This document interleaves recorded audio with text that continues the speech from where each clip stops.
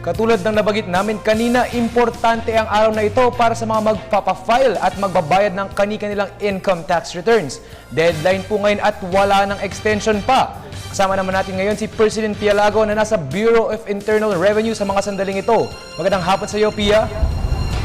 Magandang hapon, Sandro. Mahigit 7 oras na nga nakakalipas mula nang magbukas ang ilang tanggapan ng BIR para sa ating mga kababayan na magpapasa o magsusumite ng kanilang income tax return.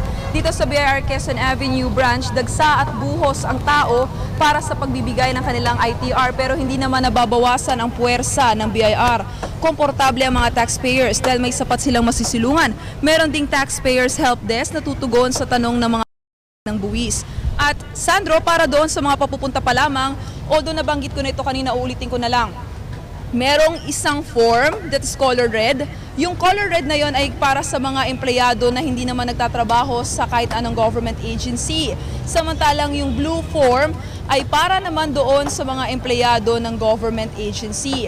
Ayon sa panayam natin sa director na si Jonas Amora, sinabi niya kanina na mas madali kung makakapag-avail na tayo nito online para mas mabilis tayo makapagsagawa ng transaksyon. At kapag natapos na itong form, dadalhin lang natin ito sa receiving area para patatakan kung meron tayong babayaran o wala. Well, Sandro, alam mo naman ang mga Pilipino mahilig yan sa last minute. Kaya naman pakiusap ng BIR ay magpasa na ng kanilang ITR para hindi patong-patong na penalty ang kanilang abutin. Ayon kasi kay Director Amora, 25% of basic tax, 20% interest per annum, tsaka compromise penalty ang maaaring bayaran kapag hindi nakapagsumiti ngayon. Hanggang alas 5 mamayang hapon ang tanggapan ng BIR at inuulit ko po, wala na magiging extension para dito. Sandro, umaasa kasi si BIR Commissioner Kim Henares na makakakolekta sila ng mahigit 1.3 trillion pesos ngayong January hanggang December 2013.